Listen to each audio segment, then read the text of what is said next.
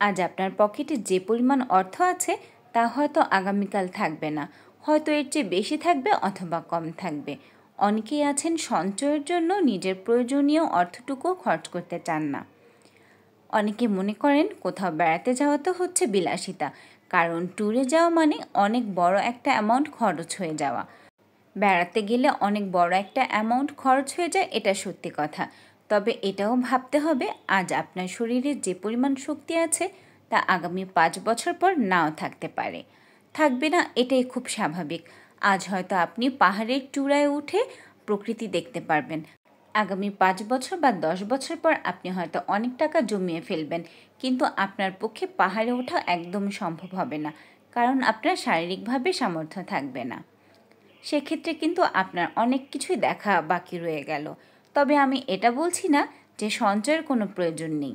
সঞ্চয় অবশ্যই করতে হবে, তবে নিজেকে কোনো কিছু থেকে বঞ্চিত না করে।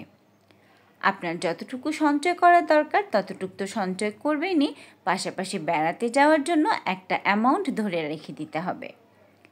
তাহলে আপনার সঞ্চয় করা হলো, আবার ভ্রমণটাও করা হলো। আর ভ্রমণ যে শুধুমাত্র প্রকৃতি দেখা তা কিন্তু নয়।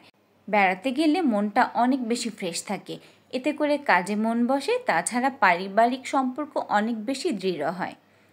আর আমার কাছে তো মনে হয় আমি যখন কোথাও বেড়াতে যাই সেই স্মৃতিগুলো আমার মাথায় বেশ কিছুদিন ঘুরপাক খায়, আর তাতেই আমি মনে একরকম শান্তি পাই।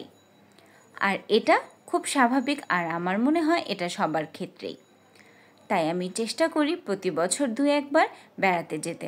অবশ্য সামর্থ্য অনুযায়ী সেটা আমি করি, কারণ আমার পক্ষে চাইলেই দেশের বাইরে যাওয়া সম্ভব হয় না। তাই আমি চেষ্টা করি আমাদের দেশের ভেতরে যতটুকু আমার সামর্থ্যের মধ্যে ততটুকু একটু ঘোরাঘুরি করতে। আর তাছাড়া নিজের দেশকে তো দেখা উচিত, তাই না? যদি সামর্থ্য থাকে তাহলে পৃথিবীও দেখা উচিত। অবশ্য এক একজন মানুষ এক একভাবে ভাববে, সবার চিন্তা চেতনা এক নাও হতে পারে। কেউ আছে পাহাড় পছন্দ করেন, কেউ আবার সাগর।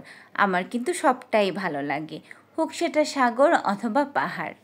বর্তমান যুগে প্রত্যেকটা মানুষই অনেক বেশি ব্যস্ত থাকে, সবারই প্রত্যেকটা মুহূর্ত মনে হয় কোনো না কোনো কাজে এঙ্গেজ থাকে।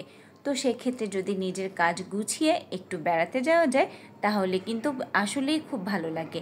এটা আমাদের শারীরিক এবং মানসিক সব রকম স্বাস্থ্যের জন্যই ভালো। সবুজ প্রকৃতি আমাদের যেমন হাতছানি দেয়, তেমনি কিন্তু সাগরের নীল জল আমাদের মনকে অনেক বেশি প্রশান্ত করে। যেখানেই যাই না কেন সেখানে কিন্তু আমার অনেক বেশি ভালো লাগে। আসলে আমি বেড়াতে যেতে অনেক বেশি পছন্দ করি, আর চেষ্টা করব প্রতি বছর কোনো না কোনো জেলায় ঘুরতে যেতে।